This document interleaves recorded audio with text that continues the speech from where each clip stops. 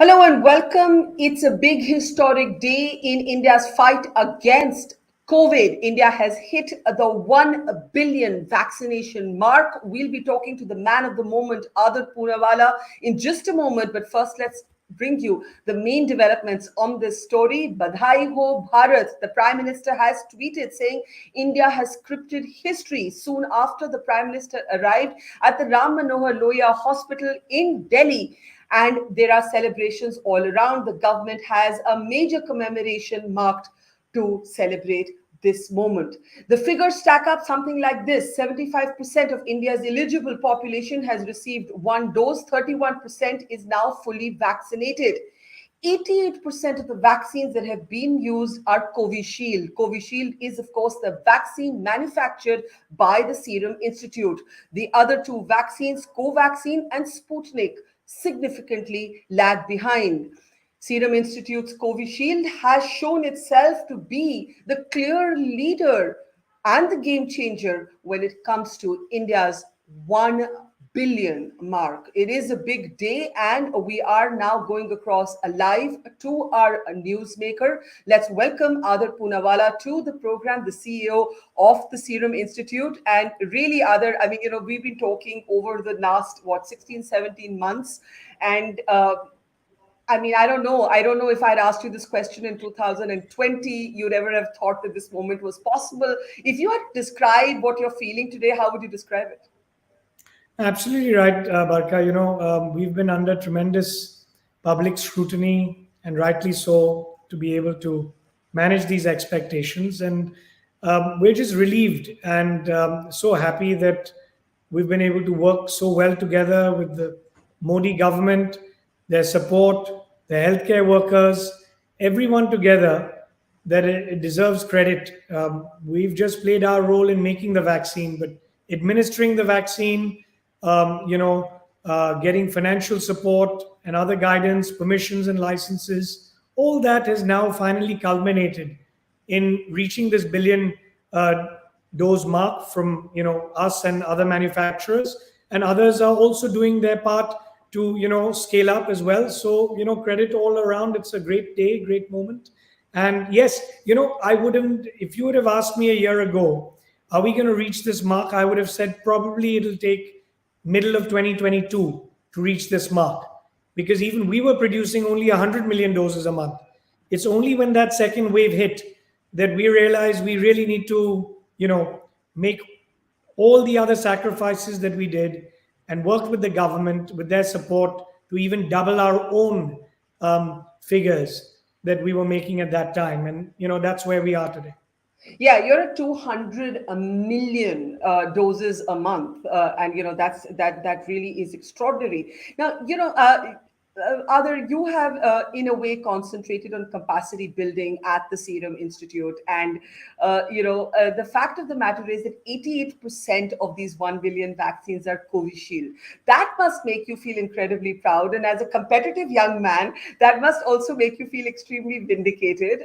There was a certain amount of healthy competition between Covishield and Covaxin, and looking at the numbers, Covaxin at 11% of the market share has been clearly left behind. So, how do you describe that moment of I winning? wouldn't look at it that way. In fact, we have always worked together with other vaccine producers, including Bharat.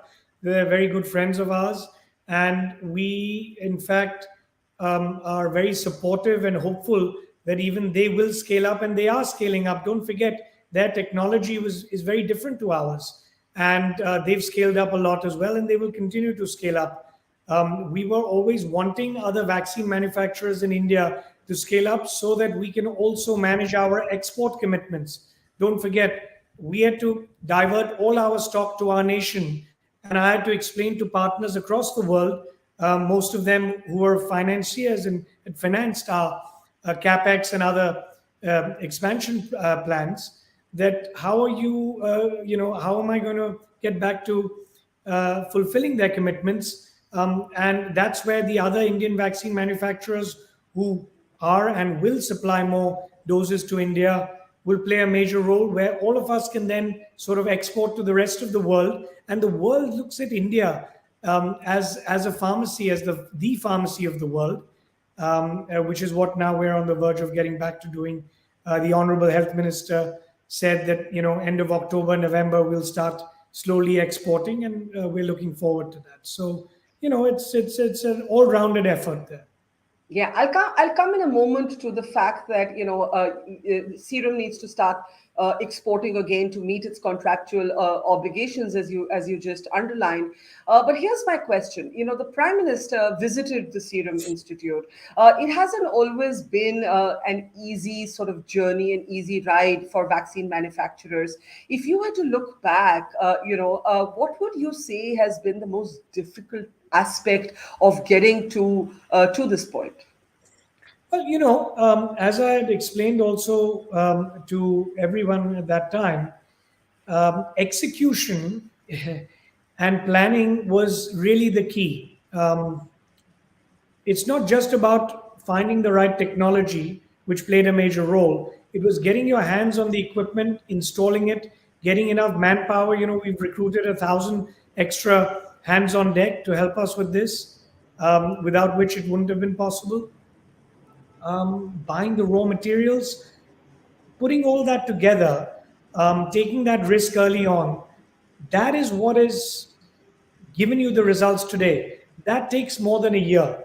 And anyone who underestimates that and leaves out any detail, every day we were thinking about, and I was calling meetings to just discuss everything. Have we planned enough raw material? When are we going to get it? The timelines, all that meticulous planning is what has given you this execution result.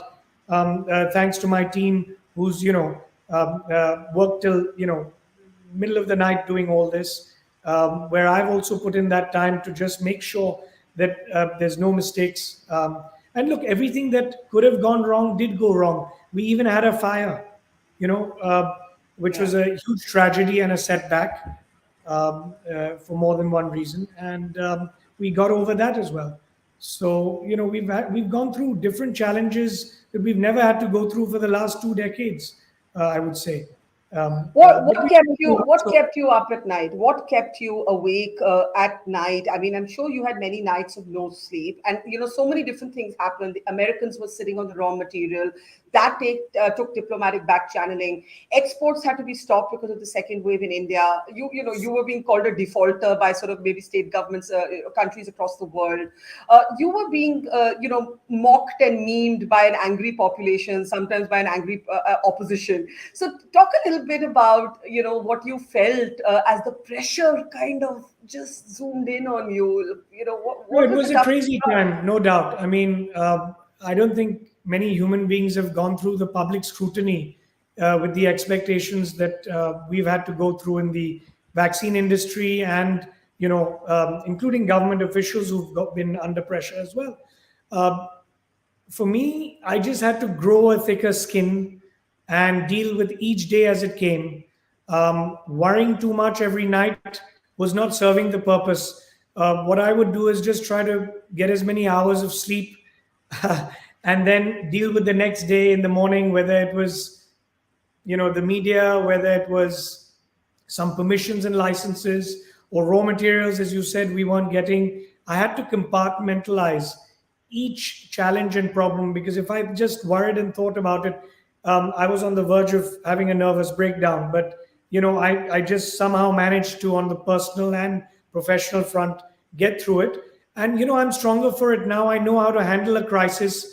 How to handle or not cracking under pressure is something I could write a book on. Maybe I will at some point. You should. You should. But I'm just so grateful for the lessons that I learned, and grateful for the team that I've had the privilege of being able to lead, because without that, I would be nowhere. I wouldn't have been able to do any of this.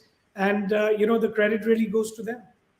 It's extraordinary, and especially the production capacity of the Serum Institute. But I want you to do a clinical appraisal of the numbers today. 1 billion, fantastic. But if you break it down, it's 75% of the eligible population and 31% fully vaccinated, 75% partially vaccinated, right? Those are the numbers that we're looking at, which means that to have all of our adults vaccinated, we're still some way off.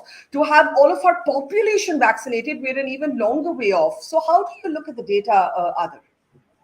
Let me answer that in a few ways, which still will give you the right perspective. Firstly, with just one dose, you get a good level of protection. Your hospitalizations go down almost by 85-90%, even with one dose. So that's the silver lining.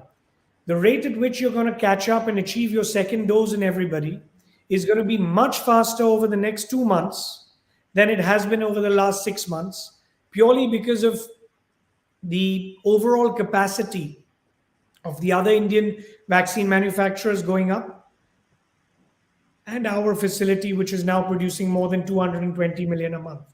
So come December, you're going to deliver more than 600 million from Serum Institute and hundreds of millions from other Indian vaccine manufacturers. You're looking So at 600 million a month?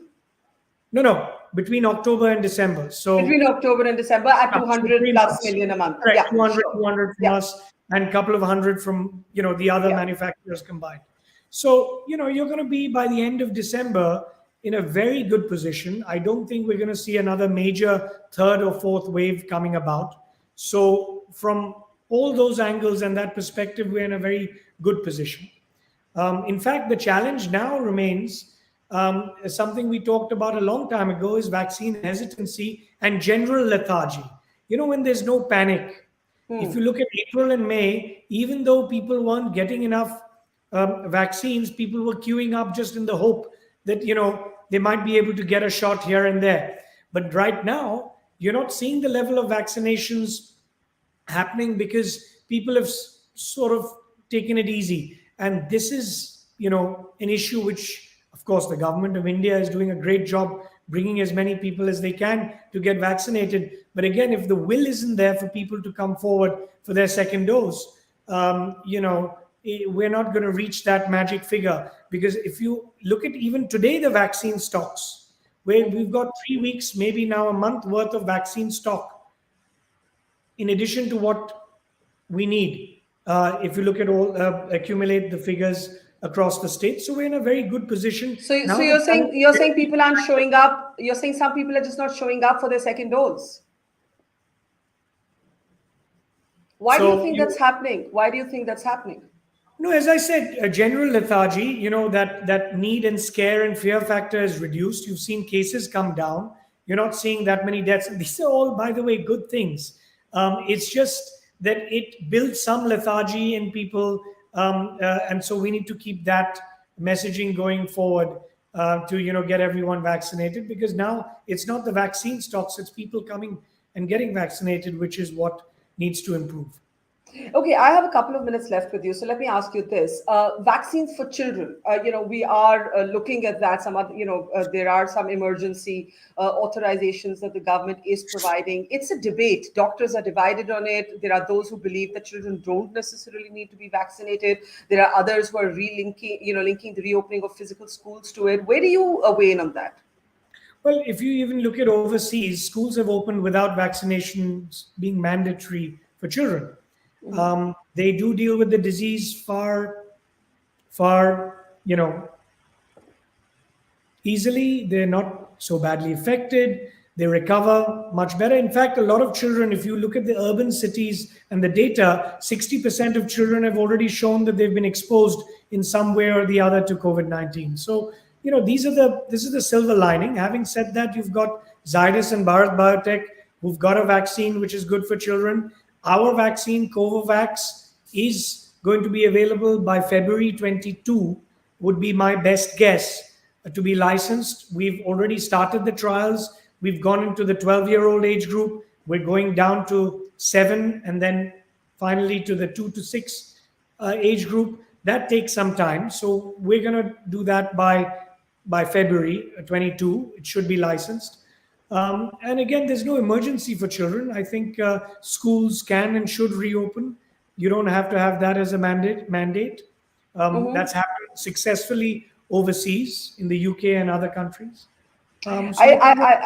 Yeah.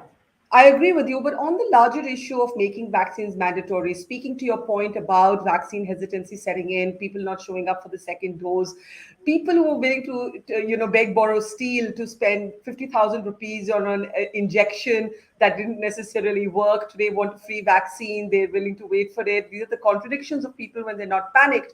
Do you believe that now that we're reasonably comfortable on stocks, vaccines should be mandatory for some activities, at least in India? See, that's a tricky question to answer because the circumstances and situations are very different. Now, are you saying corporates should make it mandatory or not? Look, overseas, it's been a personal choice. There have been protests on it.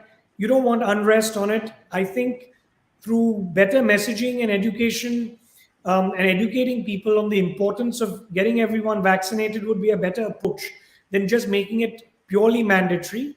If it gets to a stage where we're just not able to reach beyond a certain level of vaccinations, maybe in certain cases that can be made mandatory. But again, that's the call and decision, for the government and others to make. I don't see that happening right now because the momentum is still good.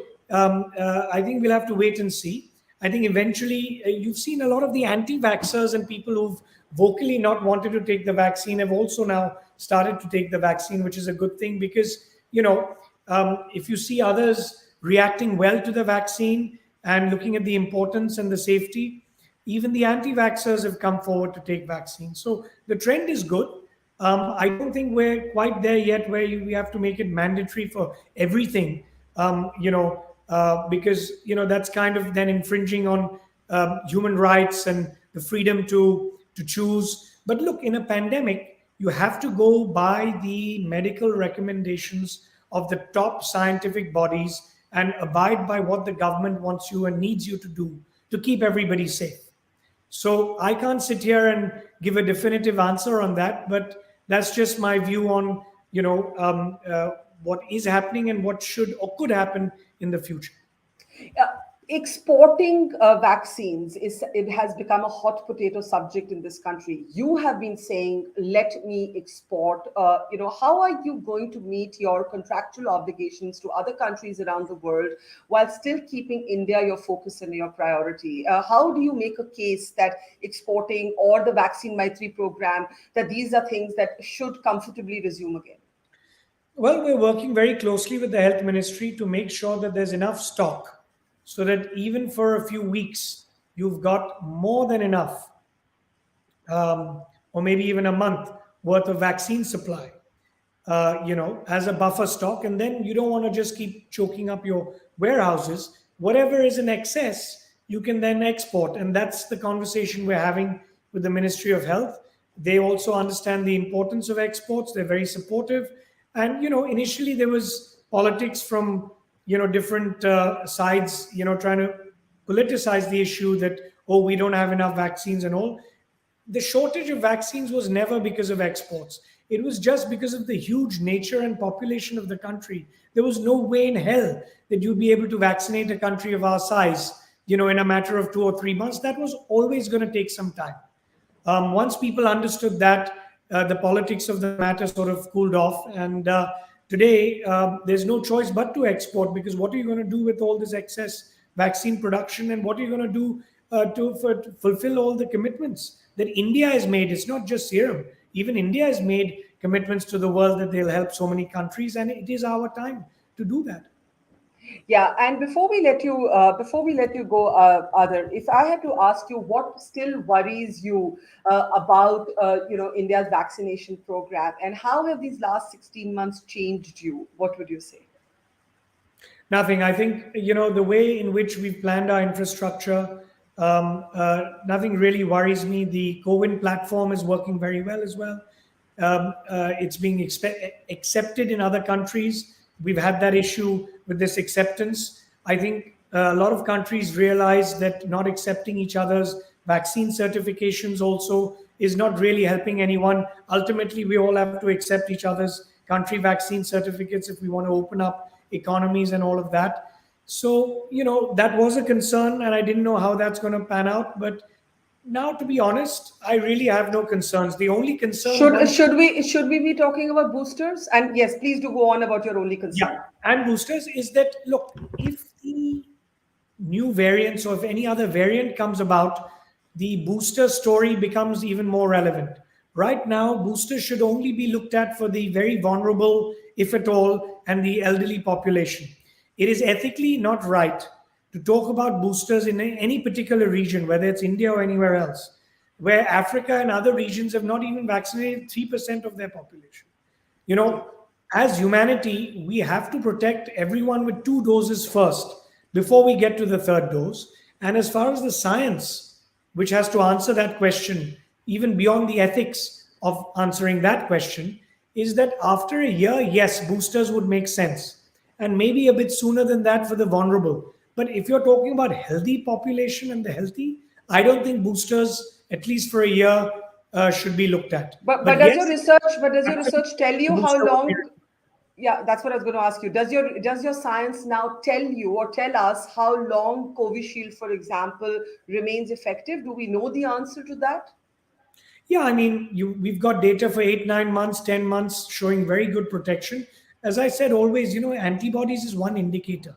That may go down, and it has to go down. No antibodies last in circulation for anything beyond a certain period of time. But it's your T cell response and other responses, which we know our vaccine is giving, and so do other vaccines, to give you that long-term protection. Now, that booster dose will give you a boost, but we can certainly wait for at least a year for that to happen after the first dose and second dose has been given.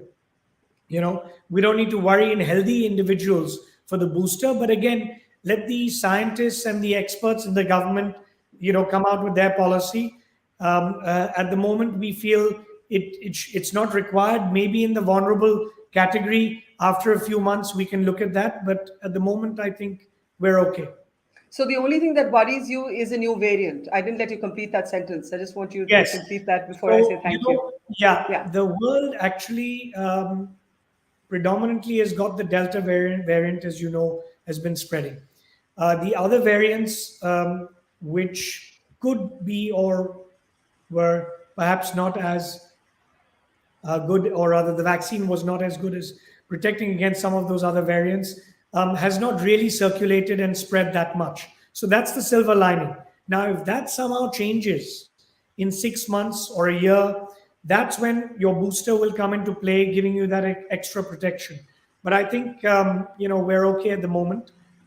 Every few months, things change. That's why I don't want to give any forecasts on what will happen. Everyone has regretted giving forecasts and forward-looking statements. I think we should take every 3 or 4 months as it comes. And, that way we can be most current and accurate on the science and what's happening.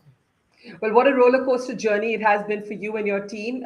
Congratulations are certainly owed, and gratitude, I think, from all of India to the Serum Institute, others. So do thank your team from us. 88% of those 1 billion vaccines were made by the Serum Institute. That's got to make you feel proud. Thank you so much, Adar Poonawalla. Pleasure talking to you. Thank you so much. Thank you. Pleasure talking. Thank you. Thank you. Bye-bye. Bye. It's great to see you here. Thank you for watching our work. If you haven't subscribed yet, don't forget to click the bell icon and subscribe to Mojo Story and support independent, robust journalism.